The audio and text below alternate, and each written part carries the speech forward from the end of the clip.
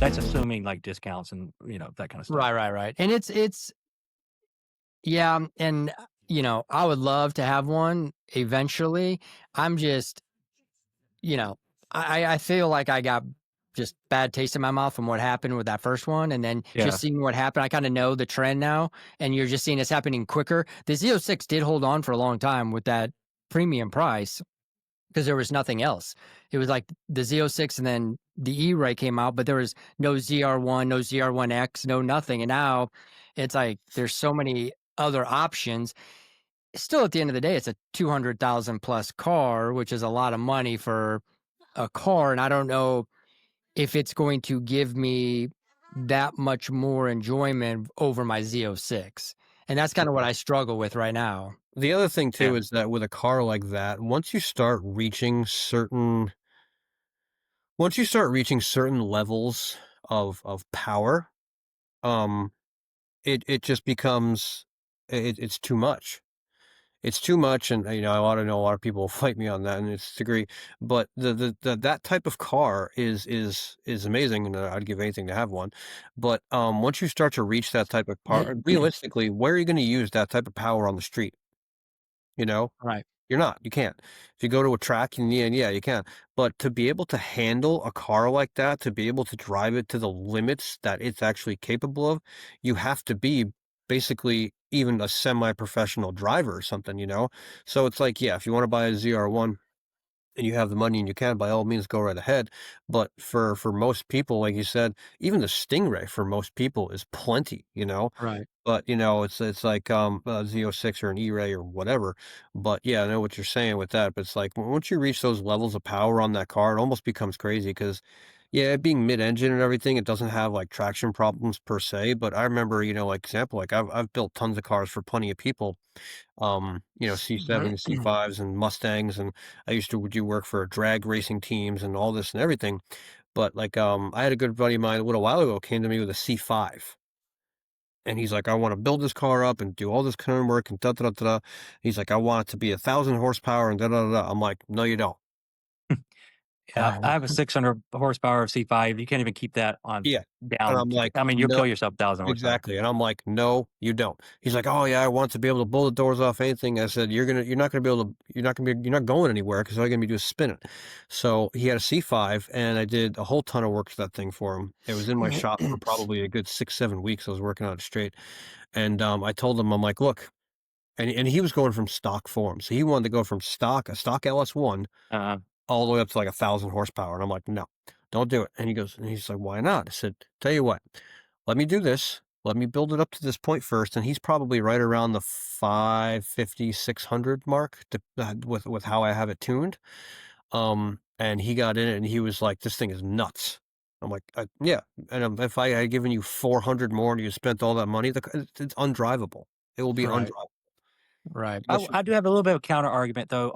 Reason I say is because my daily is a Model S Plaid, and as you know, it's 1,000 horsepower, and it's pretty much on par with the ZR1 performance wise. But you just take away the traction part because it's the traction control is Yeah. perfect. Like you can floor it in the rain, and it'll probably do a 3.4, 0 to 6. Like it's that quick.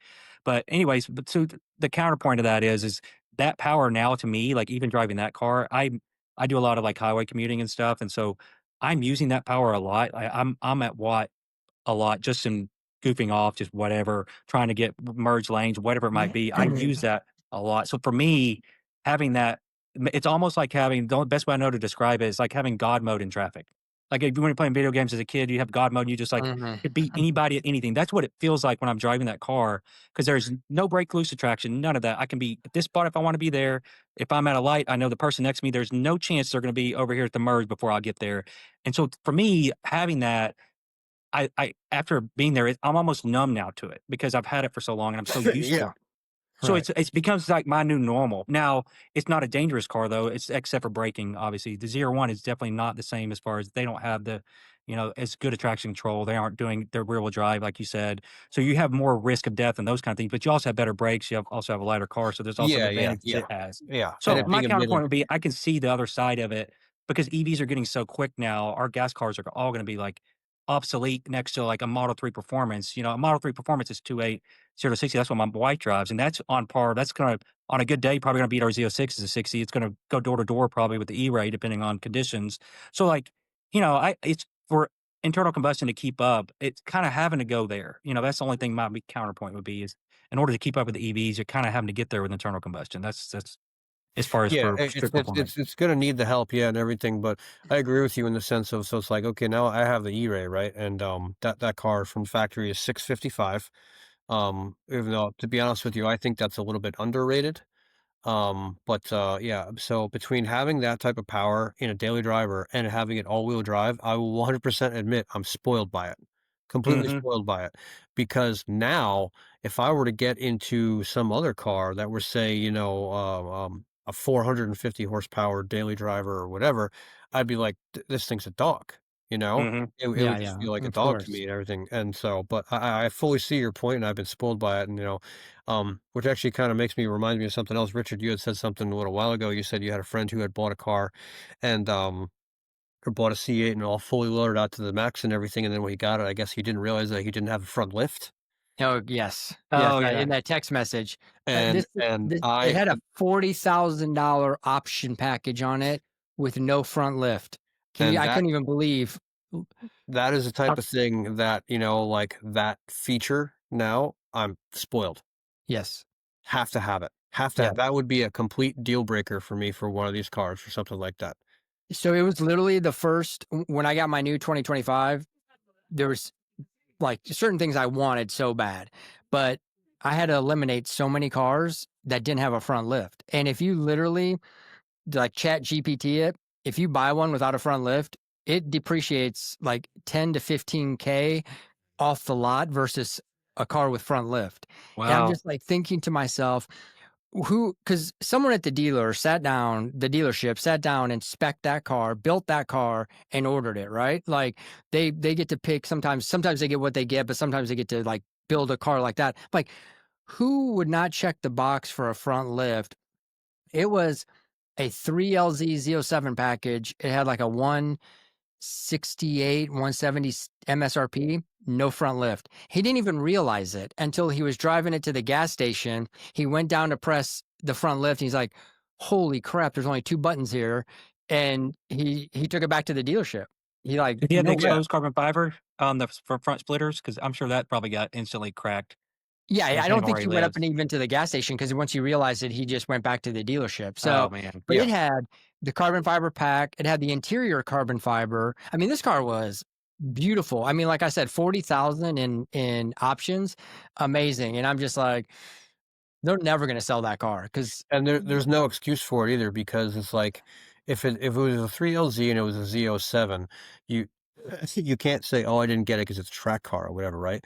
Well, if it was a track Because car, it's Trail Z. you wouldn't have got a 3LZ, Yeah, you right? got right, a 1LZ, comfortable And seats. you can't say, "Oh, it's a daily driver or something I'm gonna ride around all the time and everything," because you got a Z07, right, So it's like it makes no difference to you, and the funny thing about that too is that I don't understand why I mean, it's an expensive option, what is it, like $2,500, give or take? Um, but I mean, it's an expensive option, but when you're buying a car like that, you're kind of splitting hairs, you know? So Yeah, it's like, well, why would you not want to get it? And it's probably one of the only things that an option for that car that has never been on constraint. well, right. the front splitters, I mean, if you have to replace it one Yes. time, that option is paid for itself already. You know, Yeah, the those first things are you can crazy buy them cheaper expensive. now, but when I bought my front splitter, it was at the time you couldn't get the front splitter with the canards for less than 2K Yeah, for a whole replacement yeah, set. And so yeah, there you go. I mean, right there, it's just a no-brainer. I yeah. didn't Yeah. know that when I bought mine, or I would have gotten front lift, but I didn't realize the importance until I had the car, and then I was like, "Fuck me," you know. Yeah. Yeah. No, it's Like, so important. And to your point, I have some damage on my side skirt. I have a carbon fiber side skirt on my car, some damage to it. And I called the dealership to order one. Okay, one side skirt, carbon fiber, was $2,000 for one. For one. And good luck getting it. You can't get it. Yeah, So I'm getting the Racing Sport Concepts ones yeah. because I can't even get it if I wanted it from the dealership because there's no carbon fiber parts available. yeah. But That's ridiculous, though. I mean, and then $2,000. You can go to EOS and get if you wanted to go on the cheap side and get like a replacement set $500. It's I mean decent. Well, it's not going to be the RC, but it'll be decent. Yeah, no, Something I because mean, it's yeah, they're wear items anyway. Because I hit mine all the time. I consider all that wear items. I consider the yeah, front splitter, all the So side skirts, all that to me is a wear item. so do right. I, And it's and expensive. I don't even, especially because my car's a daily driver too. Same thing. It's like I don't to be honest with you, I don't bother with carbon fiber anything on the exterior of the car for me. It's a daily driver. So sooner or later, I'm gonna crack it. I'm gonna hit it. Something's Mhm. gonna happen. So I will always go with the flash, the carbon flash to keep it cheaper or whatever. Because I'm like, I'm not gonna be replacing the carbon fiber stuff all the time. It's not a show car, and by me, Right. it's filthy dirty right now because it just Yeah. rained here like crazy. So I actually don't even mind when my car is dirty. But yeah, I can't. I can't do the. No, I'm the same way. I totally agree with you. My other two had no carbon fiber on the outside, and I was okay with the carbon flash. It looked great. I was like, okay, I don't understand why all these people are doing it. It just so happened this car had it. So I'm like, okay, that's nice. And of course, to your Yeah, point, I did hit like it got a little scrape on it. So I have to replace it. And it costs an arm and a leg to replace it. I'm like, good Lord, yeah. this Like is you said, good luck ridiculous. getting it too. Yeah. Yeah. Have y'all gone through the drama of a windshield yet? Cracking your windshield on the C8? Like, well, the Z06 on the 24, right when they switched to 24, where they had the front collision stuff, the windshields are a little different, so you couldn't get them. I had to wait 3 or 4 months the first time, and I think the shield itself, they didn't make anything aftermarket, and you No, you Mm. could not have to get get one to one to replace get it. it. So I had to drive around with a crack, and then to replace it ended up being $1,200, $1,300 just for the windshield. That's not including install. Then you got to get it Um, recalibrated. and then there's that, and so it was just like I couldn't believe what you had to go through, even just on a windshield screen on these cars. Mhm. Well, I'm telling you, you got to do like the first thing I did when I bought it. I went and had the expel uh, stuff put on the front of the windshield to keep the Yeah. rock chips from hitting it. And I'm so glad I have that because it's just the thought of having to replace one of those windshields is just I just don't want to do it. And for $500 in to have that on your front windshield just to protect rocks bouncing off it, it's worth it. I Mhm. mean, Yeah. if you guys have people local that do that, I would go have that done like Yeah. right away because it's not even worth having to replace a windshield versus Yeah. $500. Well, Yeah. speaking of expensive things and stuff that goes along with it and everything and modifications that people do. Plus, I want to touch on this because I know this was the big thing we were going to go on. Because I'm not going to lie, I am running a little bit short on time. The manual transmission. Oh, yeah. Yeah. As far as I mean, you talking about the cost that that's gonna incur? So I'll Is tell that you where you're right now going? too. Yeah. From Don't what I've say too much so we can save that for another show. Don't say oh, too okay. much. Give a snippet of what you were going to say. Oh, okay, I'm sorry. I thought that was going to be the big topic here, but I thought we were going to go on the whole manual transmission and talk a little bit more about it. But yeah, that's going to be such an expensive thing, and I can tell you right now too, like the whole like everybody thinks that it's going to be coming, it's coming in that car, it's coming in that car. It's not. Yeah. It is not. No. It is Just aftermarket. 100%. It is 100% not, and I'll tell you right now too, to do an aftermarket, and I've already looked into it, to do an aftermarket conversion of that thing into one of these cars, you are 50. easily looking at I would say anywhere from 50 to $75,000 Yeah. Yeah. because it's not just the No transmission thanks. itself. But people are gonna do it, they will. I mean, Well, it's gonna slow the somebody is, car yeah, down. I yeah, wouldn't just because, yeah, I love the DCT, but, yeah, and it's um no coincidence that that thing, if you look at the specs on it, it's no coincidence that it has an 8,600 RPM red line and it can and handle 1,000 1,000 horsepower. horsepower. Yep. It's not, yeah, so yeah. Yeah, Yeah. we'll have a big discussion on that, I think, coming up probably in a week or 2, won't we, Richard? Is that kinda Yeah, where we're going no, at? there's just so many topics that I want to cover because I know you did an episode. You're talking to two Z06 guys, so I know you did an episode E-Ray versus Z06, Yes. and so I want to go over We that gotta a have little that bit. episode too. Yeah, because a buddy. So do you know Jesse Awuji? I don't know if you Oh, know yeah, him or not. I Okay, know who he so is, yeah. I did an E-Ray versus Z06 about a year ago with him, and we were in Dallas, and I reached out to him the other day. He's going to be back in Dallas over Thanksgiving. We're going to do like a part two of his E-Ray versus my Z06 because it's a big topic and he actually has a Z06 and an E-Ray. Keeps his Yeah, I've seen E-Ray it, in yeah. Dallas and Z06 in California. So we're going to kind of follow up with that, but.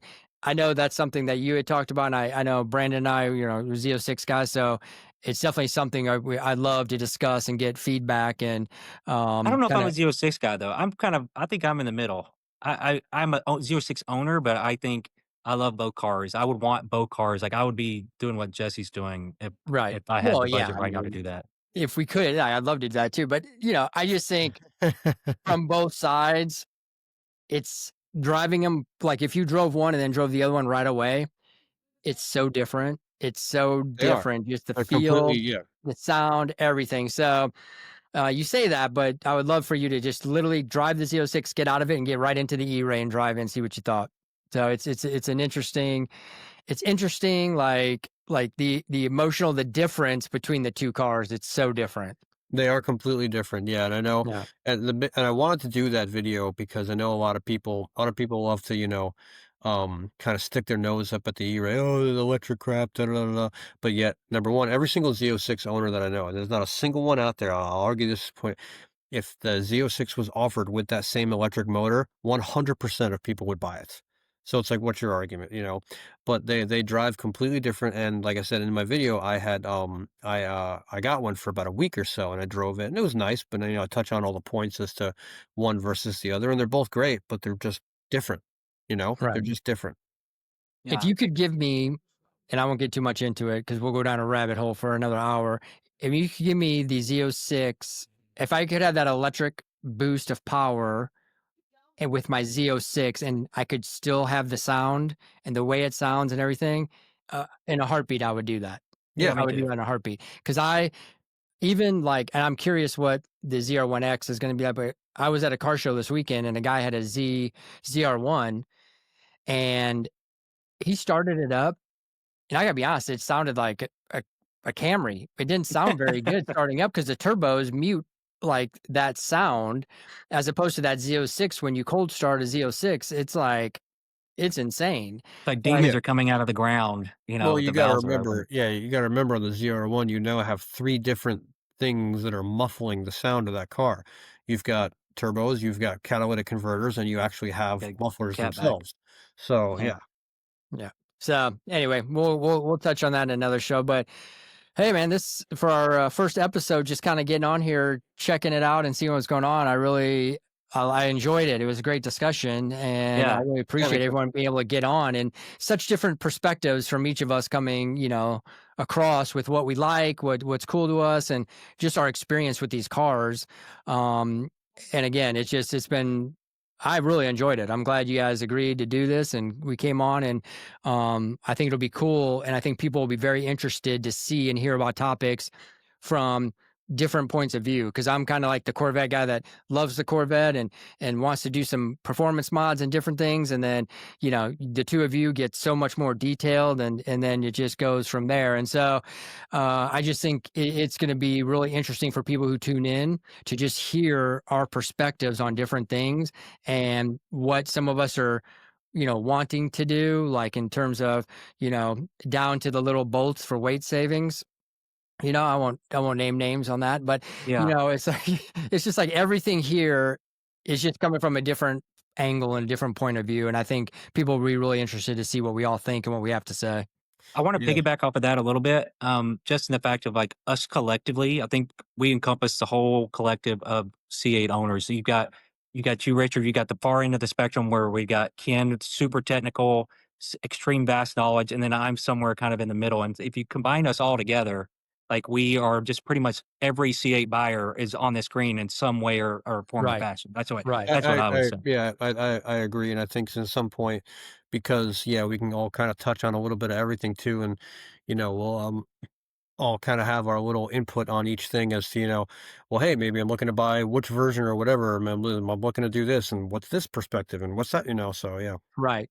And just what each of us is willing to do. Like, I think some of us will go further than others because I'm like, Mhm. I'm not going to do that. I'd rather just stick with the way it looks this way. And, you yeah, know, it's just, so I think it's a great perspective. And to Brandon, I mean, I couldn't have said it better. I mean, you're spot on it. It's just, we encompass everyone who probably owns one of these cars and our experience and like, I think our knowledge of just what I've learned. I mean, I've learned a ton from just Brandon watching some of his stuff, but I think all of us coming together, I think people are going to tune in and just want to hear from all different perspectives of what it means to be an owner of one of these cars.